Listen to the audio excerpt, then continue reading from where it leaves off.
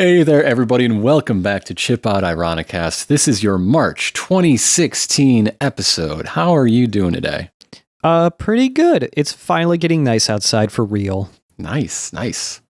We have a theme episode coming at you today. We're going to talk about the future, science, and technology. Oh my god. Yeah, in that order. But first, we have some old business to cover. Illuminati update.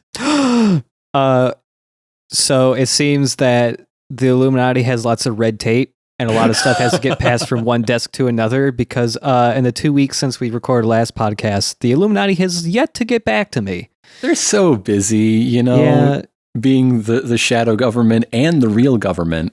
And also getting ready for the spring television season where they're sure to reveal secrets that we can't know, but they put in every television show. Mm-hmm. I'm sure there's a lot in that 10th season of the X-Files.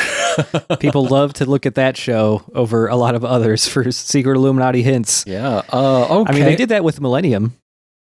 Sure. There's an episode that was very similar to 9/11. And it was aired like a day or two before it happened, I think. Wasn't that the other guys, the Lone Gunman spinoff show?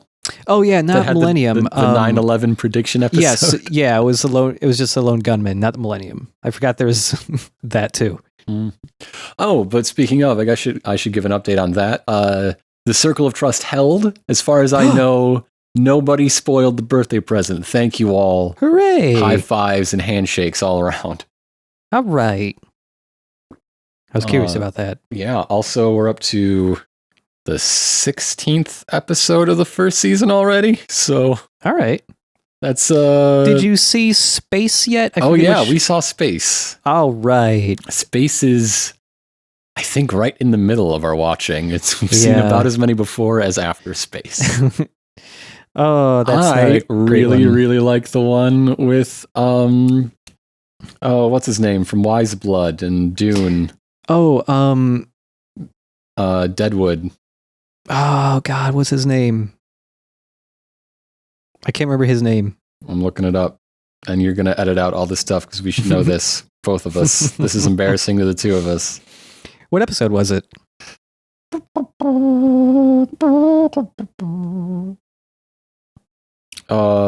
Beyond the Sea, episode 13, starring Brad Dourif.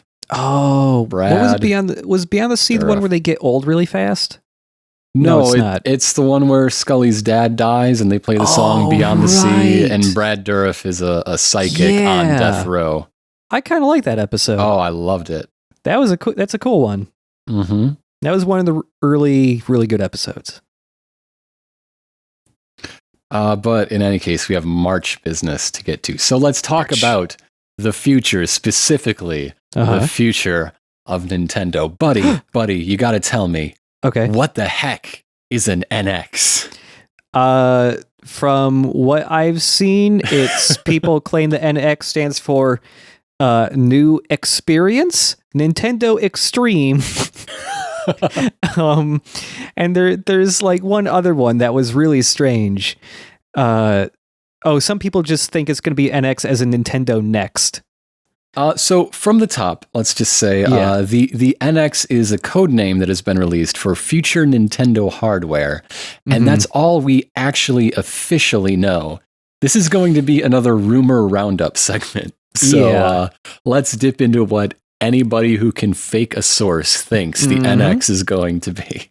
Yeah, the NX was first mentioned over a year ago. Iwata was still alive when he mentioned it. It was they mentioned it pretty early in the usual cycle for developing a new console, just because they're like, oh shit, nobody's buying the Wii U. Don't worry, there's another one. But yeah, so Nintendo's always filing patents, and people like to go through all those patents just to see like, oh, is this going to be for a new console? A lot of those patents don't actually go anywhere. Like, for instance, there's that really famous one for Sony, I believe, years and years ago when the PS3 was first coming out, that had patent that was for advertisements in video games. Specifically, if you had like the PlayStation Eye or whatever, it would just stop the game and like it would make like a hamburger appear. This was the actual drawing. Yes, I love this drawing so much. Like a hamburger appearing on screen, and then to make the ad stop or continue to the game, you'd have to stand up, hold your arms up, and say hamburger. You'd have to acknowledge the advertisement to make the game unpause, but like nothing ever came of that. But like weird things Nintendo has patented recently or filed patents for is stuff like a screen, I forget what it's called. It's like a free form factor screen or something like that. Ooh. This is like a new screen technology being worked on where a screen can be curved. So like this technology has been presented to be like, oh, it'll just replace the dashboard of your car. Instead of all these meters, it'll just be one screen that is curved and can like fit around stuff. Whoa. Yeah. That's cool. And Nintendo's filed a patent, and they are working with a company, apparently, at some point, that is making those curved screens, those form factor screens. And one of the patents is like a gamepad-esque style thing or a handheld device where the entire handheld is the screen and you just touch different parts of it for buttons. The example of the patent was like a very crude-looking Link who could select from a sword, a wand, and a gun to shoot a dragon in the face. Those are your three general options, sure. Yeah. But yeah, there's this whole idea that on top of the NX possibly being a handheld, there is the idea and rumor that the NX is going to be a combo console and handheld that have the same library of games. So this is the one that seems to have the most legs. Like that's something that people report and repeat as if it's confirmed. Yeah, Nintendo has talked. A whole lot of uncles said so. Yeah, Nintendo has talked in vague terms about stuff they want to do. And some people have construed that to be like, oh, it's going to be a console that then has like a gamepad controller that can also just be used as a handheld console or a handheld device. Some people have also proposed it'll just be a handheld that you can just plug into a TV. Mm-hmm. But yeah, a lot of people think that might be happening. I wouldn't be surprised if something like that happens because Nintendo was saying like, we need to figure out a way to be able to make more games because right now we're split between handheld and console. We can't make enough for either. Mm-hmm. So like if it's all just one thing, that makes sense. But along with that, there's also some more far less believable rumors, such as Nintendo going all in on virtual reality. I don't think anyone believes that one. It's like if, like honestly, if they're doing that, it would just be the Nintendo On all over again. It would just be that dumb VR helmet. But what if, man? What if? What if you could live in the Mushroom Kingdom? Oh my God. Look, if they bundle it with a Pokemon game day one, that will be the best-selling console of all time. Oh, yeah. Everybody's like, what if there's a Pokemon MMO? Well, guess what? Now it's VR, a Pokemon MMO, VR MMO, Vermo. Yeah, and the new legendary Pokemon is named Vermo. Yeah, Vermo. It's all very integrated. And then there's, aside from the NX itself, there are rumors of what games are going to be for it. Oh, actually, there's one other patent. How hard is it to predict what sort of games will be on a new Nintendo console? Not like I got a list of 10, and I think time will prove me correct. Yeah, it's a lot of the rumors are based around the idea that Nintendo has now funded a niche game that was not going to happen before, Bayonetta 2, and people are thinking, what if they do that even more? Because actually, Nintendo did it with Devil's Third as well. Right. That was a THQ game by Itagaki that did not pay off. No, although I heard about apparently the multiplayer is insane because it has like lots of weird loopholes in it, and it's created this weird metagame of there being warring clans and spies within the clans that can like completely sabotage them and like when you lose stuff in the multiplayer, it's gone forever. So a clan can be essentially utterly destroyed and vaporized from the servers. So that stuff makes it sound almost good. But so one of the rumors that came out fairly recently that was from one guy that has not been very accurate with his rumors, but then the news sites that reported it said they went to another source who seemed to be a reputable one, and he also confirmed it. The rumor is that Nintendo is now personally funding the development of Beyond Good and Evil 2. Yeah, I saw that. And so is this supposed to be an NX exclusive title now? That's what it seems to insinuate, yeah. So yeah, if you want to know what the NX is, ask Michel Ancel. Yeah. It's... Ubisoft has always been fairly friendly with Nintendo for the most part. They were like they were like the biggest publisher for the Wii. Rayman they Origins shoveled out the most stuff. They shoveled out a ton of stuff for the Wii, and then they would have done more for the Wii U if it had been successful. But you mean Rayman Legends? Rayman Legends and Watch Dogs, and then they kind of stopped. But yeah, there's Michel Ancel, of course, is working on Wild because he started an indie studio. They're working on Wild, that game where you're a like prehistoric shaman who can control bears to murder cannibalists. Which is all I wanted, you know. It looks really cool. Ever since I was 8 years old. But he's also still working at Ubisoft, and he did say in an interview earlier this year, "I'm working on a project close to my heart, and I can't wait to show it to you." So there you go.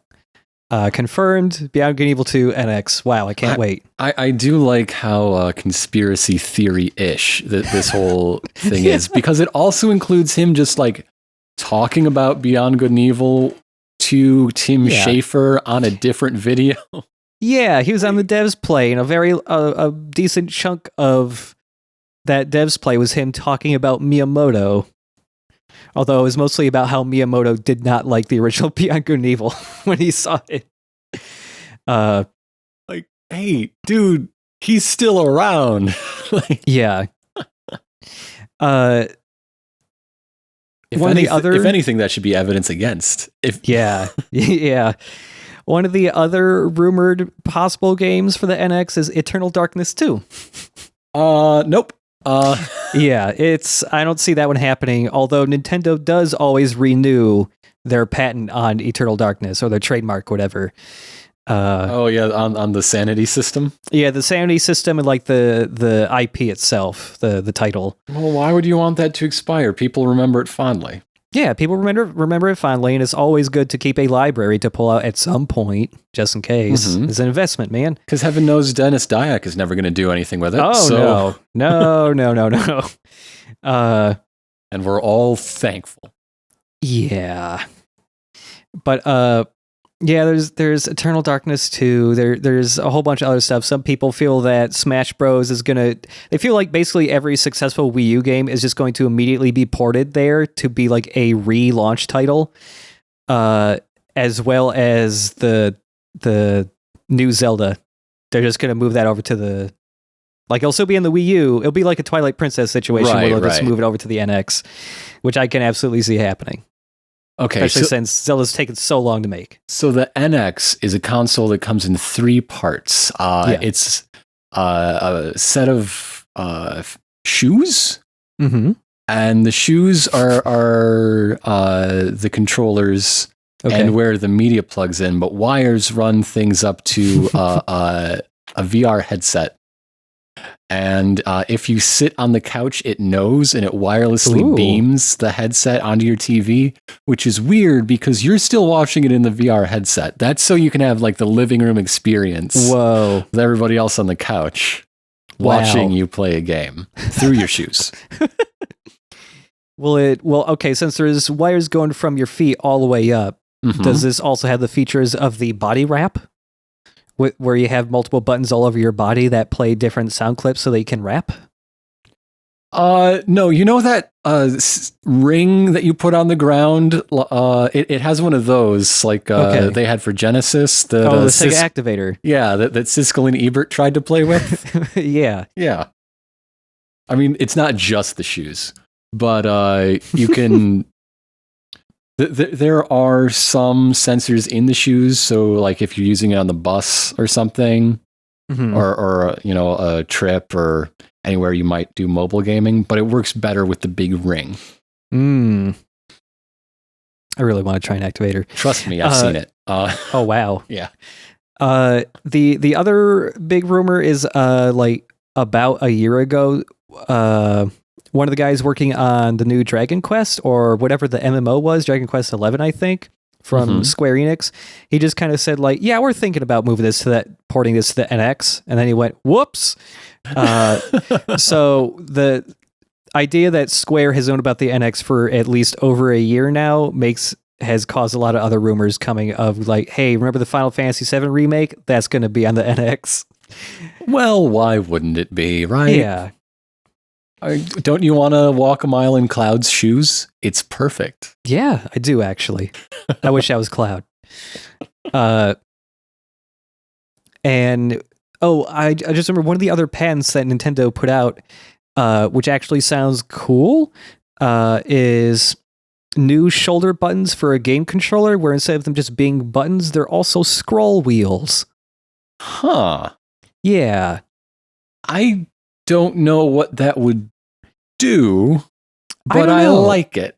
I can just imagine, like if you had two scroll wheels for each, the bumper, the L1 and R1 type buttons. I don't know. That sounds like it could be useful. Make it easier to switch weapons or something. I don't know. Just cycle through them real quick by just clicking the wheel. Oh yeah, just if you could shoulder scroll your way through all of the dungeon items in a Zelda game instead of opening up a submenu. Yeah, I think stuff like that could actually be like pretty natural to use and like useful. I like shoulder scrolling. That sounds fun. Yeah. The other rumor is like there are companies working with Nintendo, and it's like publicly known that they are working with Nintendo to make the hardware for whatever they're doing. And they've already had like, you know, fiscal year reports and all that, and they're like, oh, we're going ahead into development and stuff, which makes it sound like it's coming out this year. There's rumors that a very unbelievable one of, they're just going to pull a Sega Saturn and just say it's out now. Because that worked so well for the Saturn. So everyone remembers how successful that launch was. Yeah, it works so well, and also the Saturn had a full 6-year lifespan just on the strength of that launch. And and with phones, like it would be impossible for that not to leak. There would be some dude at a Walmart just taking pictures of all the NXs in the back and going, "Hey, look at this. It's an NX. I'm going to steal it." And the other rumor is apparently a quote from an actual official person that the NX will have quote unquote industry leading chips, which that's so vague it doesn't like mean anything. But people immediately think, oh wow, it's going to be more powerful than the PS4. Those are for the smell-o-vision aspect I heard in another rumor. Wow. Mm-hmm. So even if they don't go with virtual reality, there's going to be virtual smell. Yeah. Unfortunately, at this point in development, the only smell they can generate is chips. So just like that's Fritos. An issue. Yeah. What kind of chips? Just Fritos, corn chips? Basically any kind of chip, but just chips. Okay. Like I would turn that on. They finally got down kale chips, but like who's even going to use that? Make it smell like sun chips. I'd do that for 5 minutes, maybe. But yeah, there's also been a couple of the usual mock-up style things where people have just gone like, this is what I think the NX might look like, and they're all completely impractical, futury cyber things with lots of pointy edges that can't be stacked onto anything. Also the other thing is Nintendo put a patent out for cartridge-based games again. And people are thinking that maybe this new console won't use disc-based stuff at all anymore. It'll just all be cartridge, like SD card based or something like that. Which will definitely help with your third-party publishers. Yeah. Yeah, and there are also vague things going on with like Nintendo getting in touch with a lot of third-party people, but like just today, there was some developer that went like, I don't know shit about the NX. Stop asking us. I forget which one it was.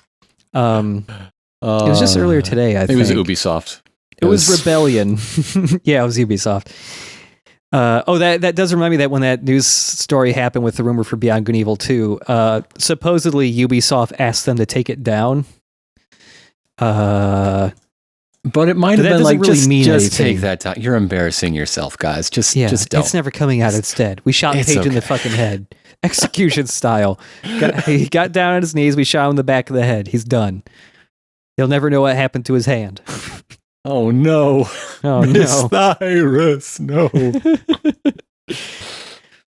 I don't know. I'm really worried, though, because, like, how are you going to make this console in every shoe size? Yeah, that's going to be really hard. Like, okay, get this. What if this wearable foot console also brings back the pump-up shoe? That's how it fits everybody, is a pump-up shoe. Yeah, I get it. I get that. Mm-hmm. Yeah. I've always been looking for a way to integrate my my game console and Velcro into one package. Yeah, and then for all the ads, they get John Cena, because I think it was John Cena, right? He had the gimmick of pumping up his shoes before he hit somebody. Get him, and I mean, it'll be a hit. The kids they won't even need Reggie anymore. They'll just have John Cena. They do love John Cena. Yeah. Those kids. Nintendo needs to get on top of the memes. I mean, their Twitter's been trying to do that. Their Twitter always tries to get in on the Sonic Twitter level memes. Yeah, just wait until they poach the Sonic Twitter person. Yeah, they'll get him. The Twitter will be on fire. And yeah, I guess apparently also some companies over like a year ago or something got software dev kits for the NX. Ooh. So who knows? So here's the weird thing, like no details have really come out about the NX, but a lot of stuff has been getting leaked from Nintendo recently. Like the new Paper Mario got leaked like 3 weeks before it was announced. A lot of the other stuff in the Direct got leaked. Basically, a lot of the new characters for Smash got leaked. And like there's a couple other things that haven't happened yet, but they were part of the same leak where everything else has been true so far. I would just like to point out that anyone who saw Smash Brothers characters leak and believed them is clearly a sign of madness. The next step is Goku, right? Like we're all on the same page here. Yeah, I can't wait. It's good. Okay, so Smash is going to get re-released for the NX, and they're going to add a couple extra characters on top of having all the DLC in it. Finally, Goku, Naruto, Sora from Kingdom Hearts, Popeye. Boom. Finally, you know the four. I would say at least 3 of those are realistic. There was probably a Popeye game on like the NES or something. Hey. Oh wait, no. Yeah, Nintendo Miyamoto's made the first game. job was supposed to be Popeye. That's right. And it became Mario Bros. Instead. That's right. Yeah. So there you go. Popeye is confirmed for Smash. Or no, it became Donkey Kong instead, and then came Mario Bros. Yeah. So Smash NX, Popeye, new challenger. It's Popeye. I would love that so much. I mean, his final smash is completely obvious. Like he just eats some of the spinach and his arms get big. Shit. There you go. Yeah, the hard work's done. Just code that. We already did the heavy lifting. What's his up special? How does he recover air? He just breathes in real big. He's right. He's a 30s cartoon. Physics don't apply to Popeye. That's right. Yeah.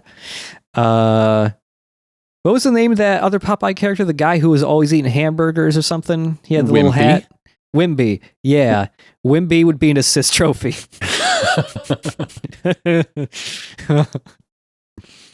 He would throw hamburgers around and characters would slip on him. I always thought like Wimpy was like Jughead's estranged uncle. Yeah. Is there any way we can connect the Popeye and Archie universe together? I just did. He's Jughead's estranged uncle. Oh, man. Yeah, the NX is... the NX is either going to be... People have also been trying to think of like when it's going to be announced. They're wondering, because the last Direct, all they did was basically go like, hey, here's the rest of the Wii U stuff, here's the rest of the 3DS stuff. Let's just get all that shit out of the way. Mm-hmm. And so everybody's thinking, well, E3 is obviously going to be nothing but NX now, but they're also having like their fiscal year whatever meeting thing earlier than normal this year, which makes some people think, oh, they're going to announce the NX there. Because they do have to talk about like what their plans are for the next year there anyway. Well, so mark your calendars twice, folks, and we'll see how styling these shoes are. Oh man, I can't wait for the pump up the Super Nintendo pumps. Unfortunately, they are really spiky, and you can't stack anything on them. Yeah, it turns out the mock-ups that people made was actually true this time. Mm-hmm. Very sharp shoes. And the cables that go from the shoes to the VR headset are child size. So you have to like sort of curl up in a fetal ball for an adult to play the NX. It's a real misstep. Well, see, now when you play the Metroid game, you already feel like you're in a morph ball. Oh, wow. I would love a VR Metroid game where you cannot see shit. You're just inside the ball. Yeah. And guessing. How does Metroid crawl? Well, now you are the one who crawls. Yeah, and I guess that there's also the rumors of there being a new like Metroid Prime thing by Retro, because their last game came out a while ago and they've been on a really big hiring spree, but also they haven't said what they're doing at all. So maybe there's a new Metroid. Who knows? Maybe they'll put out a new Metroid to make all the people who are mad about Federation Force not mad. Oh, I don't know. No. Although I did like the Direct having the Metroid director come out and do like damage control and say, "Don't worry, Federation Force is a very important piece of Metroid lore." And it's just like little baby Federation troopers like shooting a guy a lot and shooting soccer balls into goals. I like that. We talked about this about E3, but I like the idea that the whole Metroid universe is big enough to have sports fans. Yeah. I think that's nice. I just wish that the sport looked more fun to play. Yeah, it just looks like a really uninteresting version of Rocket League. Right. Like you're not a truck and you can't do flips, so where's the fun at? I mean, apparently, Metroid and F-Zero are supposedly it's the same universe. Just make a new F-Zero. Shit. There's the sport. Do you think there are rivalries between the two kinds of sports fans? I don't know. But anyway, that's way more info than you need about the NX because none of it is real. None of it's real. But what if Beyond Good and Evil 2 was an NX launch title? What if? What if indeed? I would shoot a gun. Yeah, I guess you would. You would. I would find 2 pistols and I would shoot them straight through my apartment ceiling. I should get some guns just in case that happens. Okay, new headline: Nintendo leading to massive spike in sales of handguns. Mm-hmm. Can't wait to see how the press runs with that one. Not getting handguns because of fear of safety, but rather preparation for Beyond Good and Evil 2 being announced. Come on, let's have 2 really good surprise announcement E3s in a row, please. That's all I want. Just one, at least one good one. We can hope. Yeah. So that brings us to the middle segment. Boop, boop, boop, ba-doop, ba-doop. We don't have interstitial music. Maybe we should get some. Yeah, we should probably get some. Yeah. I'm not proposing that be it. So, hey, let's rewind a bit. Remember back when the Wii was called the Revolution? Yeah, I do. You know what else has revolutions? What? Science. Yeah, so let's talk about scientific revolutions and paradigm shift. Yeah, that's nothing like what we've been saying. I love this show so much. Look, scientific revolutions will be able to enable one-size-fits-all pump-up sneakers. There you go.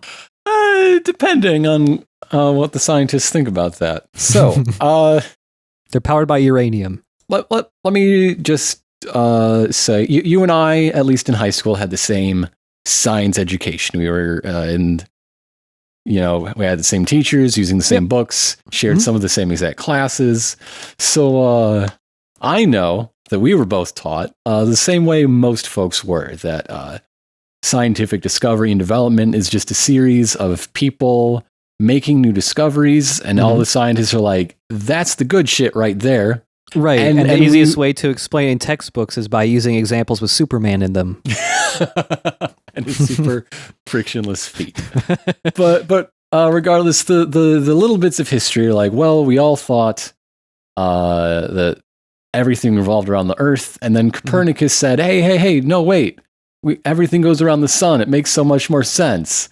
And he was suppressed for a little while, but really everybody who paid attention was like, oh, obviously. And then Galileo brought that to a much wider audience. Like, oh, and no, that's not how it goes, because you got to realize that scientists are people too. And people are never that simple. So in the 1960s, a guy called Thomas Kuhn wanted to explain a different model for how scientific progress happens. And he called them scientific revolutions in a book called The Structure of Scientific Revolutions. All right. I mean, you know what you're getting. Honest title. Right from the cover. You know what you're in for. And basically, the idea is that the work of science is done under a paradigm, a dominant theory that has a set of assumptions that in turn dictates, or at least suggests, the sort of problems that need to be worked on, the sort of things that should be invested. And right. Eventually, over time, those fill up. It's solved, but in the meantime, you've been accruing all these anomalies, things that don't work, things that don't fit, and it comes to a point where they can't be ignored anymore. And so some people on the fringes break away from the act of normal science into heroic science. These are also terms that Kuhn coined. And so they find a new paradigm, and then there's a period of crisis where the paradigms fight. If you want to imagine it's like Rock'em Sock'em Robots, go ahead. I won't stop you. It's more just a lot of angry articles being written, but that's a lot less fun to visualize. So let's take a look back at Copernicus and his heliocentric model.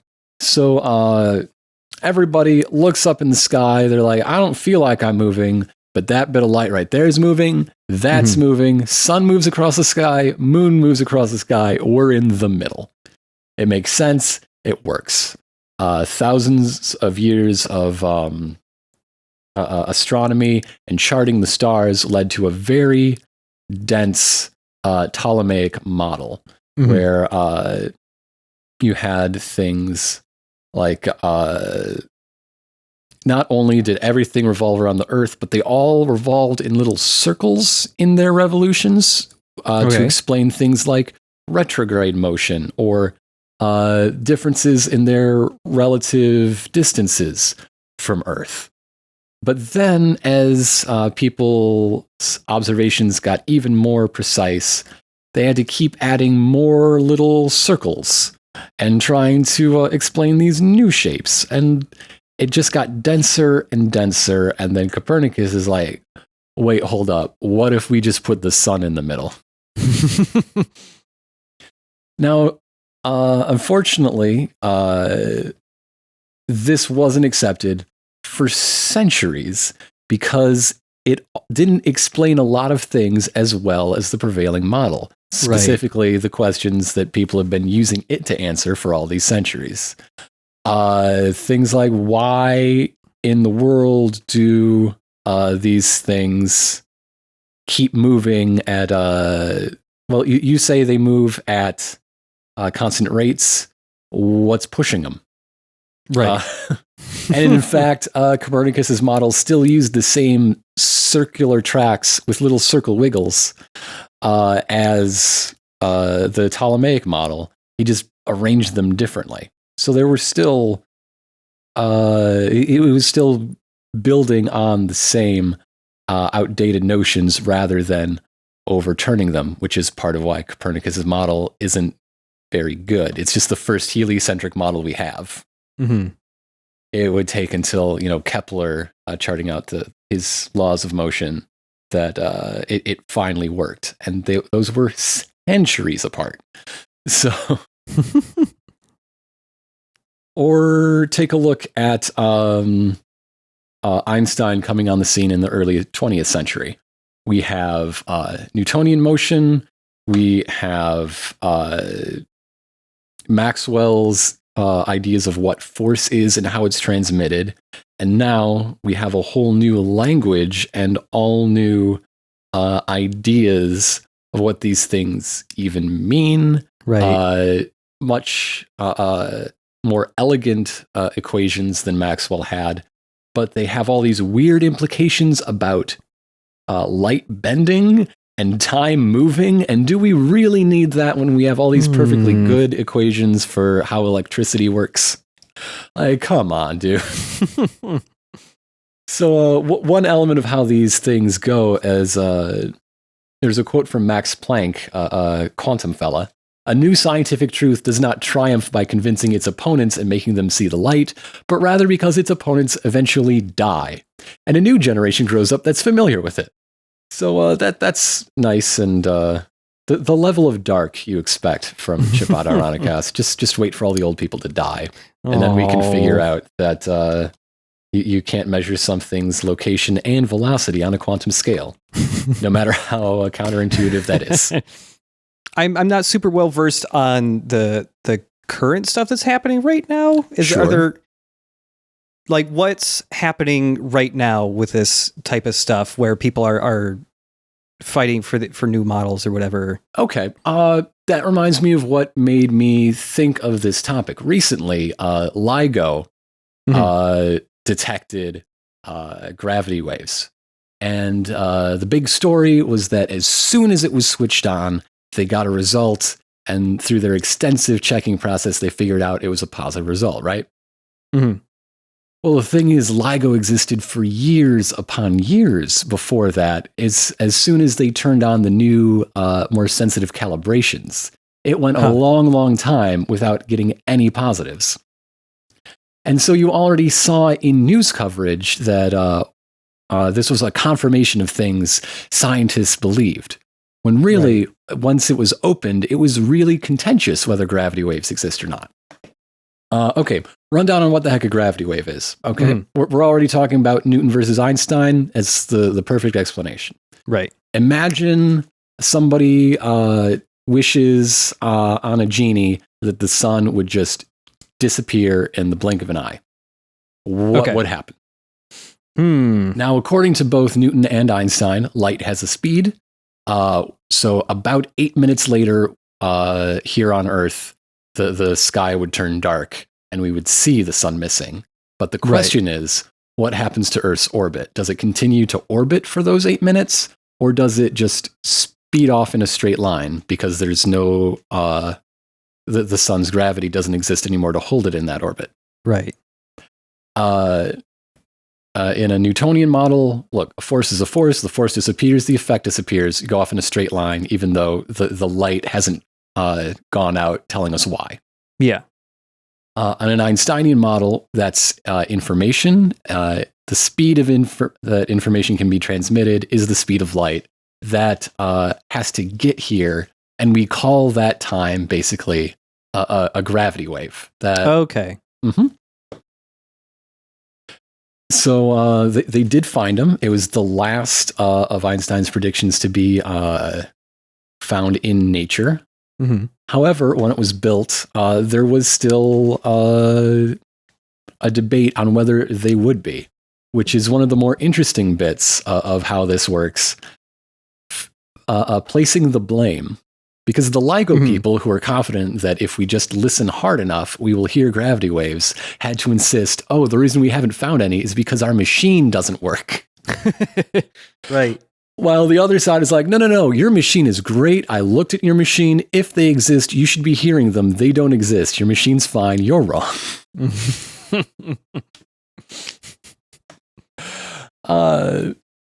But confirming Einstein isn't exactly revolutionary about 100 years later. We've been doing it for all of that time in between. Mm-hmm. But still, it goes to show how these debates carry out. Things like, what is the business of chemistry, right? Mm-hmm. What the business of chemistry is becomes a completely different thing once the atomists win in their scientific revolution. We're not measuring the properties of solutions. We aren't trying to figure out any of these other questions. We aren't looking for phlogiston. We are figuring out how many atoms of this go into how many atoms of this to make what. Because now that is a brand new wide open frontier. Mm-hmm.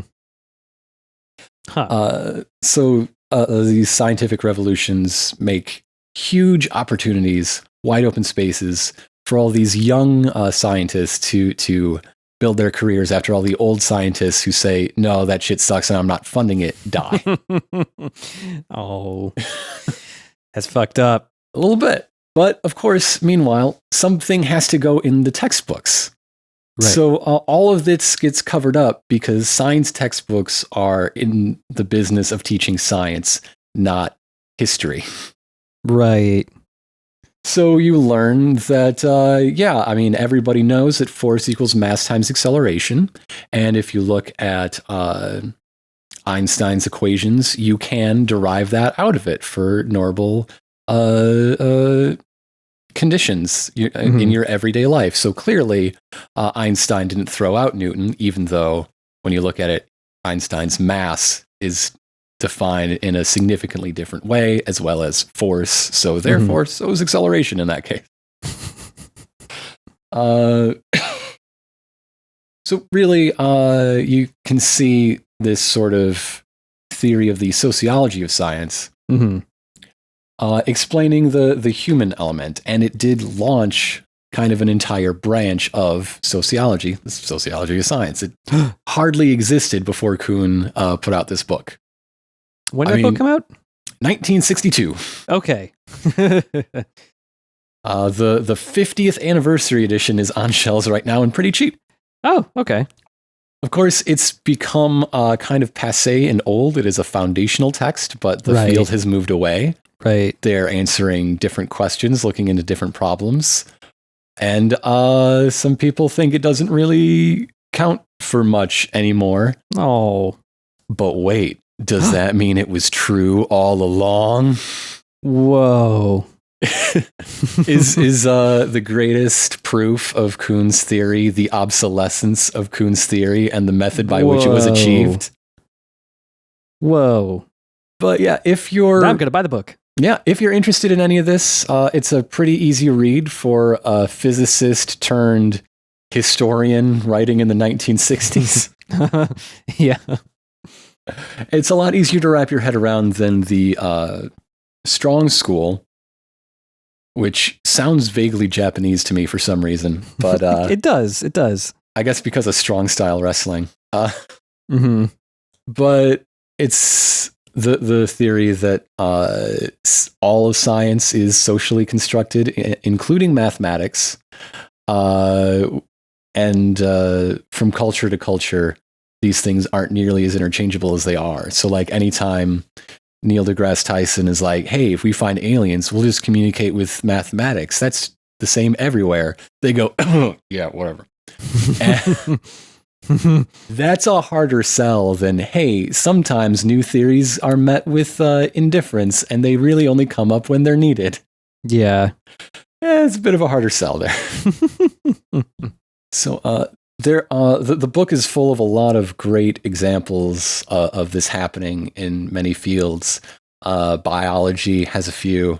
The whole Copernican revolution is kind of the main case study, as well as Einstein, but there's a lot of different fields that are presented in the book. So give it a look. It's been a while since I read something. Maybe I should.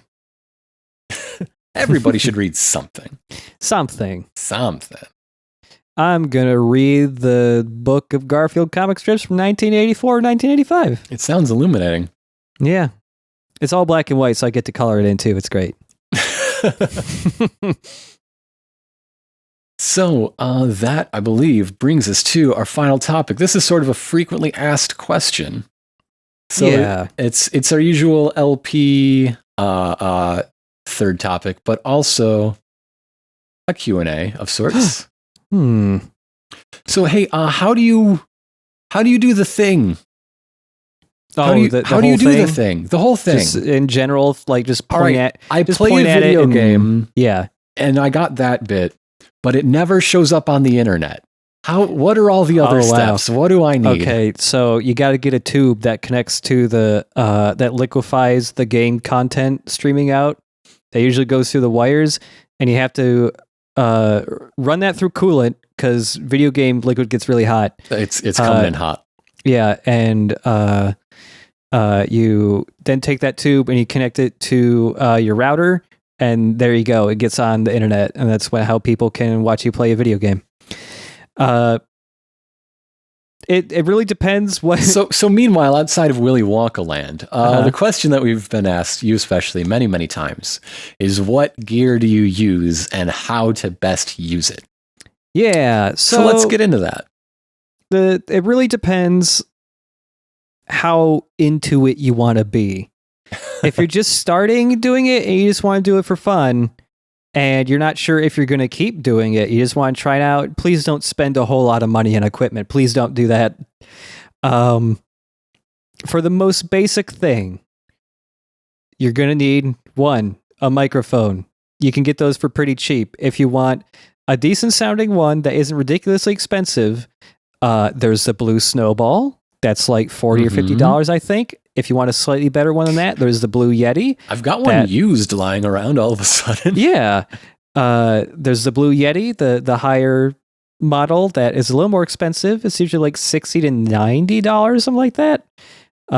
Only get that if you're fairly sure you're going to keep doing this, or if you have a lot of money to blow. I don't know.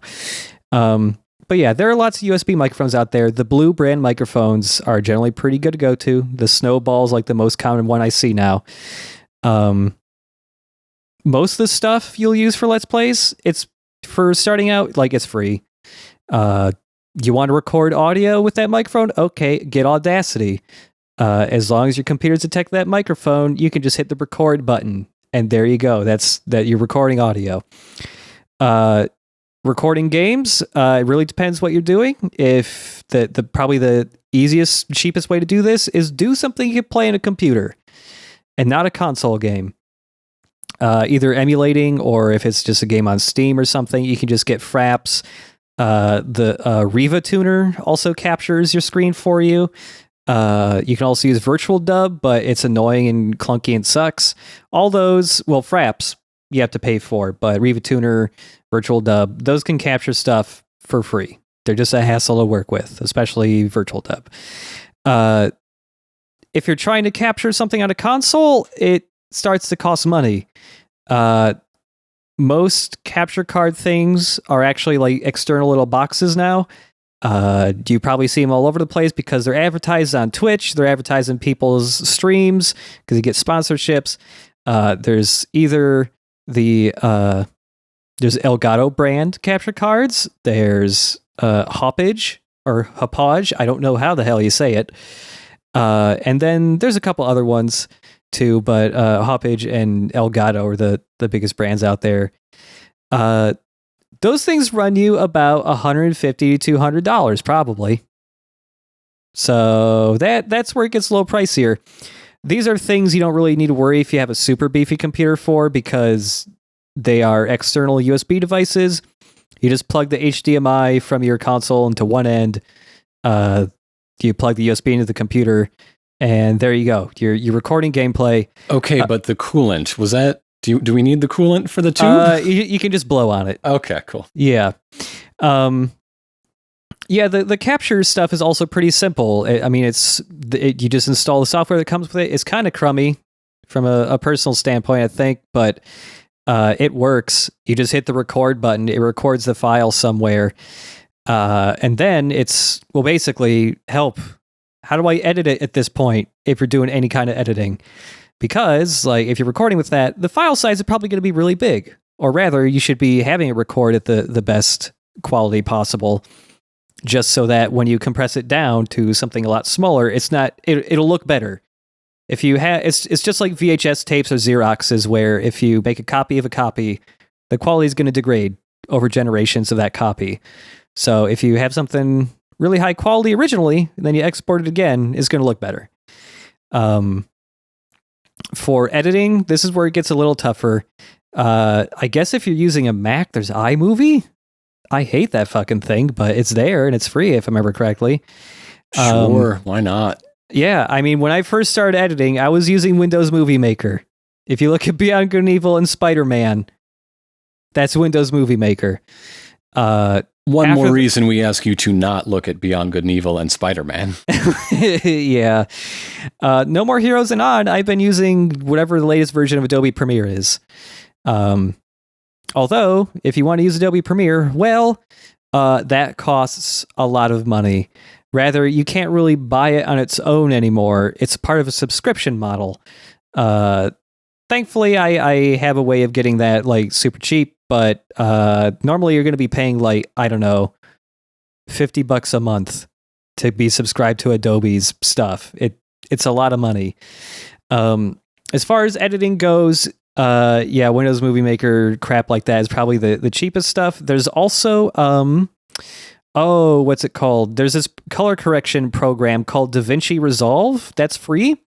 A lot of professionals use it mainly just for color correction, but it also does have a video editor in there. It's kind of clunky and is missing a lot of features, but it's also free and it doesn't put watermarks on your shit, really. That's an important quality to have. Yeah, I think. So it's far less likely to happen, but be careful. Don't actually get an unregistered Hypercam 2 on your thing. It can happen still, even though they have an unregistered Hypercam 3 now, and actually it's just free, I think, and it doesn't put watermarks in anything. So where's the fun in that? But yeah, that's basically all you really need. There's beyond that, it's more technical stuff like what kind of settings do I need for when I export stuff? Mm-hmm. Do you have any good rules of thumb for that sort of thing? We can't obviously get into everyone's needs for everything, but so basically, when you export video for YouTube, the most common file format you're going to have is a .mp4, an MPEG-4. There's only a couple settings you really need to know for basic shit for a video, and that's one, resolution. What size is the video? Width and height, pixels. It should be the same resolution you captured the game in. So HD consoles, if it's a PS3 or a PS4, anything like that, it's either going to be 720p resolution if you capture in that, or 1080p. So 1280 by 720 pixels or 1920 by 1080. Wherever you capture it in, you should probably export it as that, unless you have a 1080 thing. You're I don't have a lot of hard drive space, in which, make it shrink it down to a 720 video, because less resolution, less file size. The only other things you really need to know is, bit rate. There's video bit rate and there's audio bit rate. The higher the bit rate, the nicer it is, but also the higher the bit rate, the bigger the file size is going to be.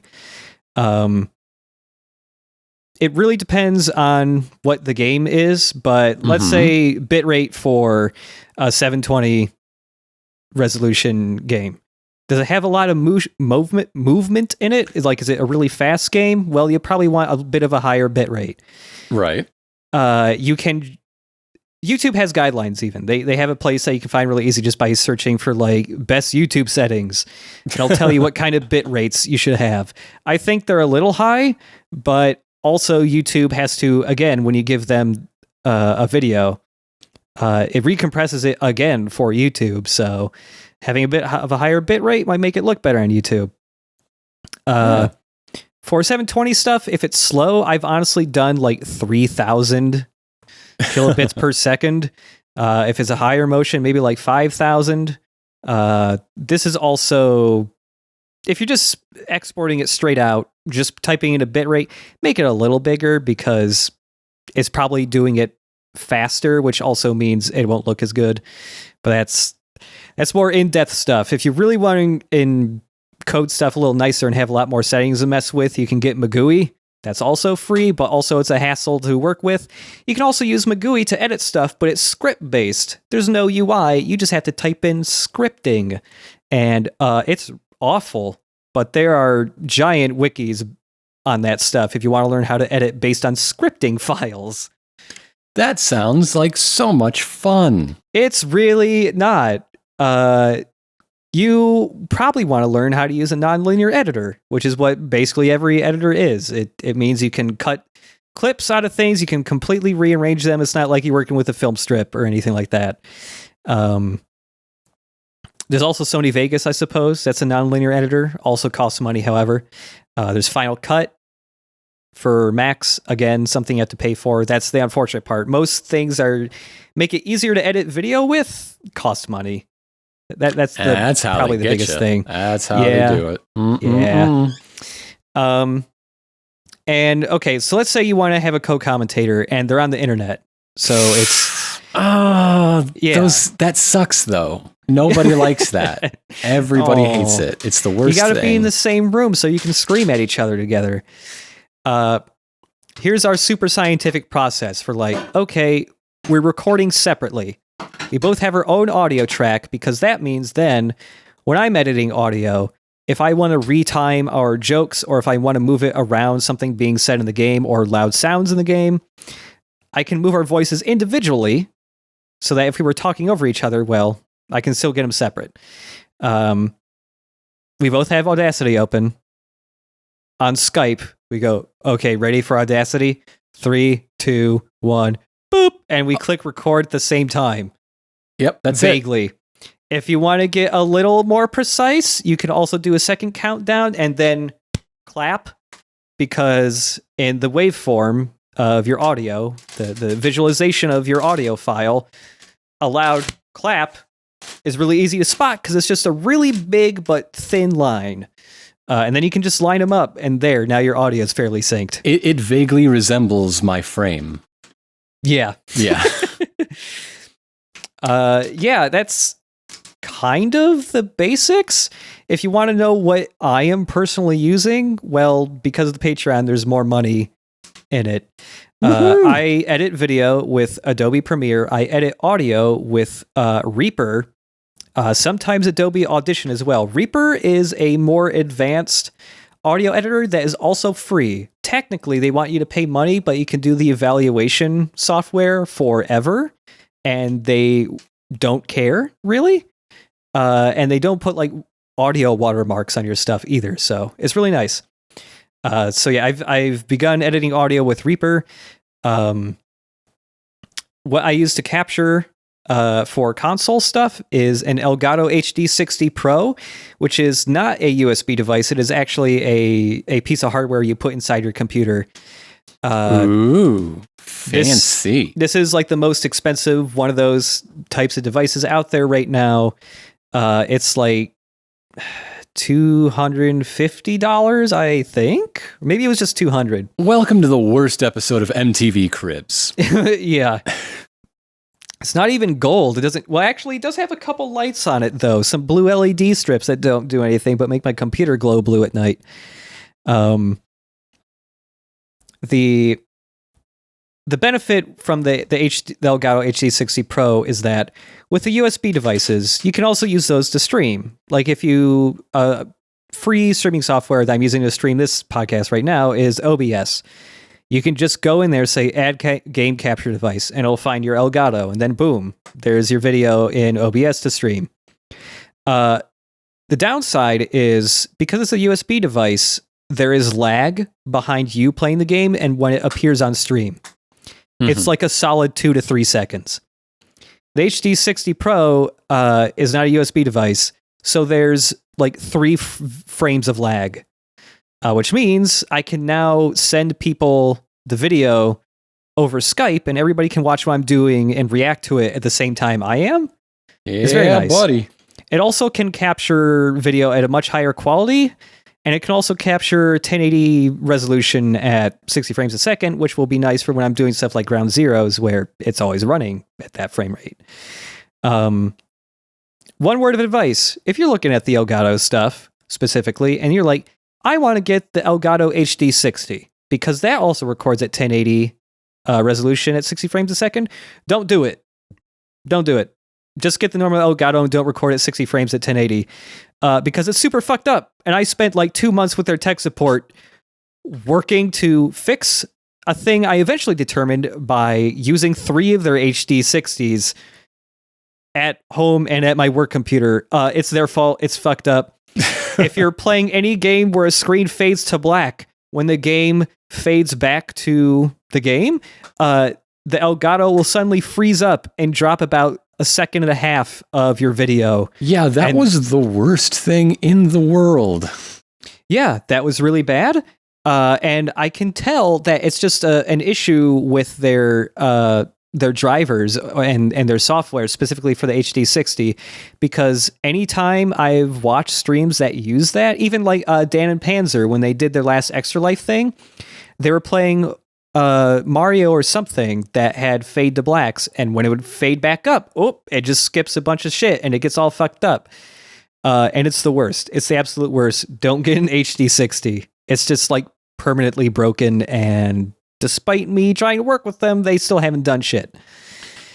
So, we what's our mic situation, huh? Okay, so our mic situation is something new. Before I had a Blue Yeti.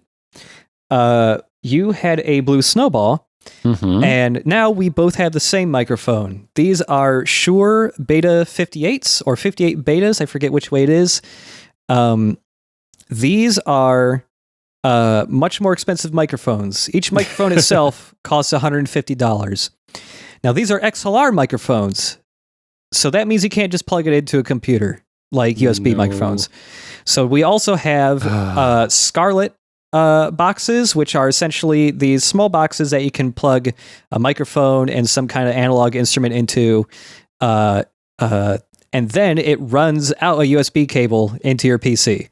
And that's how we're able to record this. So the next Patreon goal is to buy me an electric guitar, and we'll just see what happens. Yeah, I mean, you could totally plug in an electric guitar and record that shit. And because these are also some electric bluegrass, let's go.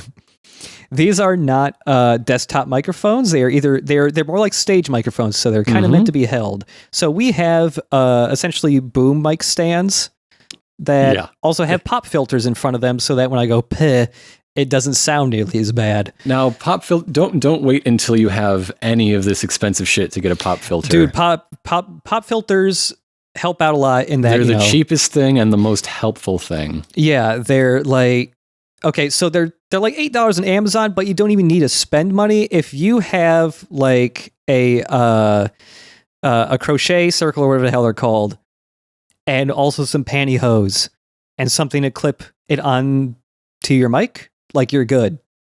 That's all pop filters are, is pantyhose over a little thing that clamps onto your microphone.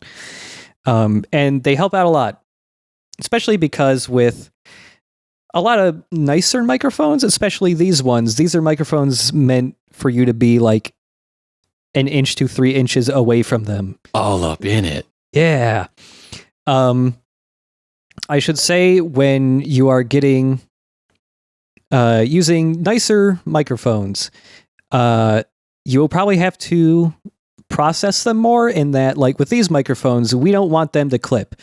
Clipping is a really bad thing to happen with your audio in that you're essentially just blowing out the microphone. It's going past the threshold of 0 decibels.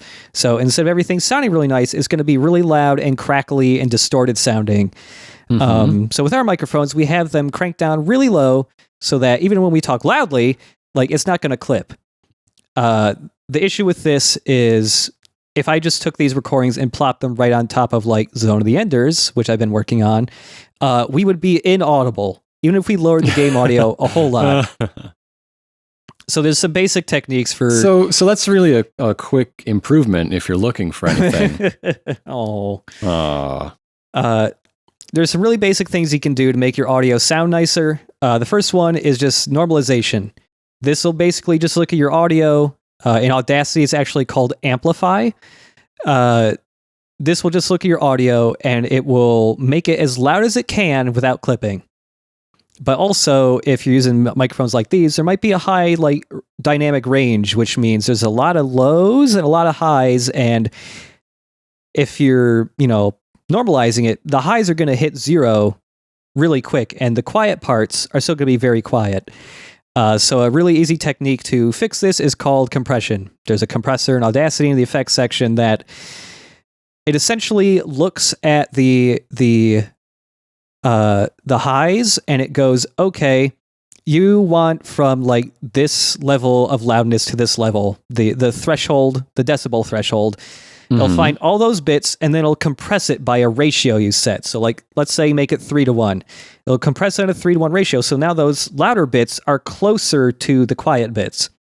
And because of that, you can then normalize it more and everything will be a little more even in loudness. And that's what I do with all of our stuff. The other easy things you can do to make your audio sound better is noise reduction. In Audacity, you just grab a short like 5-second bit of background noise and then you select the whole track and say, take that background noise out, please. And as long as it's not super obnoxious, it'll take it out pretty good. Yeah. And then the other thing is equalization. You're just taking the different frequencies of the audio and either lowering the volume of that frequency or raising it. And one really easy thing to do is to just do a roll-off. So basically a lot of the lower frequencies in a voice are really boomy, and it can make it harder to understand a person if they're very boomy and deep. So hard to understand. They so just you do can't understand me. So you do this roll off my life, where you lower the lower frequencies of a voice. You just roll those off. You lower them. So if you look at the equalization graph, the left side where the lower frequencies are, the line instead of being straight, will just roll off. It'll dip down to 0. It really depends on the voice, what frequencies you have to lower, but basically like going from 0 to 80 or 0 to like 120 hertz, and then going from there and seeing how much you should lower it and just taking a listen to it helps out a lot. You can also like raise the higher frequencies of a voice too, somewhere around like, I don't know, 10,000, 11,000, something like that. You really just have to listen because everybody's voice is different. But if you raise the higher frequencies, it makes them a little more easier to understand. Okay, but at what point in this audio production lesson do I learn how to be Kanye? Okay, so there's these plugins called VSTs. A lot of audio things use this. These are effects of some sort, and there's one called Kanye.vst. You just download that. It's free. You download that, you put it in the plugins folder of Audacity, and you just run it over your voice, and kablam, you're Kanye. Cool. All right. Yeah. I think that's all the basic stuff, really. Is there anything missing? Well, I don't think so. We talked about different capture options, some video editor. I mean, I think we got it all. Yeah.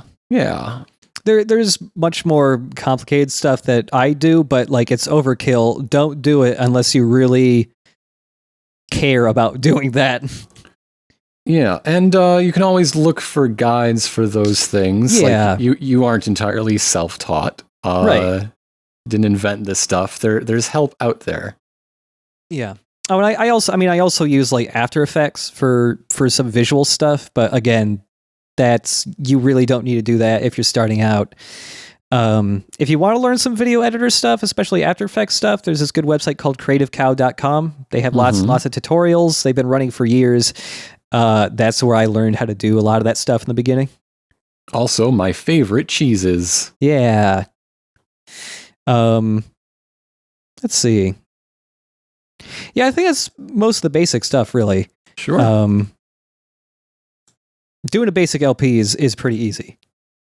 Mm-hmm. That's all right. At least. Go in there, get your feet wet, and get 12 views. Oh. Because getting people to find your LP, that's the tricky part. Yeah, okay, now let's start talking about the business sense. Okay, first, go to reddit.com/r/let's play. We're going to learn about SEO, that's search engine optimization. We're going to have to learn some catchphrases. We're going to have to learn how to establish a brand. My brand is that I'm white. Yeah, how's that work out for you? It works really great. I also buy lots of amiibos. Sure. Do you arrange them sort of visibly in any shots that include your face? I don't have any co-commentators, so I put them all around me in my futon. Okay, so what you're going to want to do is you're going to want to go on the virtual console and you're going to want to download Let's Play Sim 2017. Okay. Now that has amiibo functionality and you will be able to train one up Smash Brothers style to like match your sort of commentary, and it will be the perfect double act. My commentary style is basically saying what I'm doing in the game. All right, so your amiibo is just going to be like a Flava Flav style hype man. Okay. Is just going to constantly repeat what you say, like the last couple words, but at a much higher volume. Hey guys, I'm playing Super Mario World today, and I just jumped on a red Koopa. I'm going to pick up the red Koopa shell. I'm going to kick it out of the question mark block. Question mark! Okay, hi, there's a Goomba, but he looks like a weird apple. I don't understand why it's like that, but I think it's a Goomba, and there's King Bowser. I'm going to jump on Bowser's head. Jump on that head! I jumped on his head, but I died. And that's going to propel you to fame through your amiibo-based commentary. Wow, I can't believe it. My first amiibo co-commentator. Oh, wait, I forgot to ask. Which amiibo did you use? Oh, Shulk. Yeah, it was definitely Shulk saying those things. He just says his own catchphrases from his own game all the time, regardless of what's happening. It's as good as anything else, I guess. I'm really feeling it. So, with that little guide to the tech side of producing a Let's Play, including a rundown of what we use, that does bring us to the final segment. It's our ask time. Send us a question. Hey, if you want to send a question, where can you send that question? Chip Cheesem at chipandironicus.com. Oh, that's a good place to send questions. I hope y'all send your questions there. Yeah. We just got this one. This is somebody asking mainly me, but would love to hear both our opinions. Okay. That's 2 months in a row. Damn. There was another one that was like that too. I think I'm winning. Oh, man. It was also about tabletop gaming, the other one. Oh, we got to get some variety, but I'd love to see that question. Yeah. Back in your No More Heroes 2 LP, you asserted that games, by the nature of the way they're made, can't be punk, only punk-inspired. It's been a couple of years since then, and game-making resources are becoming more accessible to people from poorer and less privileged backgrounds. Would you change your answer now that these people are making games? And are there any games today you might consider good examples of punk games? Oh, wait, no, that's you writing the thing beneath it. Oh. P.S. It was 6:30 we were doing the podcast, right? No, it was 7. No, it was 7. So, what do you think? Well, I guess if you don't want to search back in those videos, I do remember this bit. Yeah. You said that No More Heroes 2 was a punk game, and you made an aesthetic argument, which I think is inarguable. By that, metric, it totally is. And I was looking at more the means of production, Marxist that I am. Right. that it was at least a double A game from a major studio, and no matter how much grungy graffiti it throws in. It was published by Ubisoft. Yeah. Capcom. Was it Capcom? No, it was Ubisoft, the second game. Oh, okay. Yeah. I thought I gotcha. And therefore, no matter how much imagery it shared, it couldn't truly be punk at heart. And I went on to, as the question describes, generalize that I don't really think there are any punk games because I like making sweeping statements. So yeah, what do you think now that we've got the background? You know, I think it's totally possible just because now, there's so many free resources. It is totally possible to make a game with a $400 computer or even a computer you got from a dumpster. I mean, if you want to make a 2D game, there you go. There's a lot of free ways to do that. I think it's entirely possible today to make a sloppy fuck you the man video game. Yeah. And I want to play them. So I want to play them all. Okay, so they were asking for examples. I don't think it's quite there, but it definitely I definitely thought of it pretty much right away. I'm actually gonna have to log into my Steam account to remember this name because okay, so our email account sometimes gets sent preview keys for games and stuff.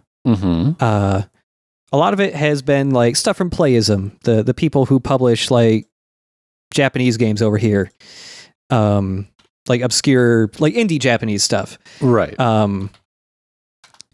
But we also got this one game that I streamed at some point. It's not archived anywhere. This was a while ago. That I guess could be. You could say it's a punk video game, although it was published on Steam. I don't know. I believe it was a Greenlight thing.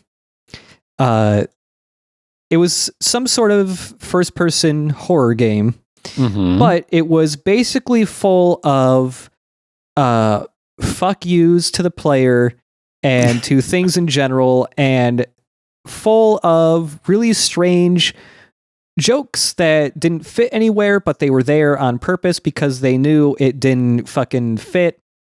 And a lot of things were deliberately designed horribly so that it was really hard to progress, or you didn't know how to progress, and the entire thing felt very rude and crass. I like it. I'm interested. Let me see if I can find this thing. I'm pretty sure I still have it. It's in my hidden games list, of which there are 143 of them. So nice. It might be a little bit. So yeah, I mean, if I remember correctly, even back then, I did carve out an exception for the indie scene, and in the years since, that has only blossomed, I think, in both size and perspective. Yeah. I might be wrong, but I might have called out Anna Anthropy's work because she was notable even back then for doing this sort of thing. So, but yeah, this sounds right up there. I think if there were an angry bone in its body, you could make an argument for Undertale as a punk game. Yeah. But no, not really. Yeah, it's too nice. Okay, here's the game. It's called Into the Dark Ultimate Trash Edition. I love that name. It was released May 1st, 2014. The description for the game: expect the ultimate B-movie trash experience. Don't even dare to hope for state-of-the-art graphics, a proper balancing, professional voice acting, or breathtaking script writing.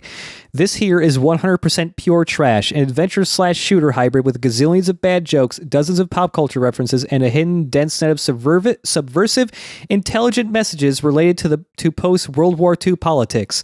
Oh yes, you need a basic knowledge of pop culture to enjoy the game, and quite some education on politics to really love it, but who cares? Far more important is, we got boobies, we got hookers, we got zombies, we got Nazis, we even got Nazi zombies. All right, see, the punkest thing about this is I want to shove a kid in a locker right now.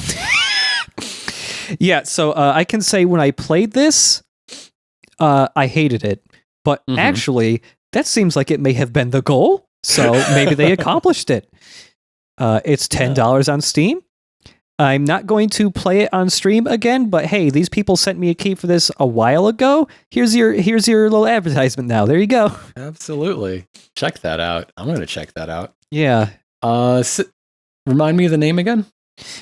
Into the Darkness Ultimate Trash Edition. Or excuse me, Into the Dark Ultimate Trash Edition. Sure.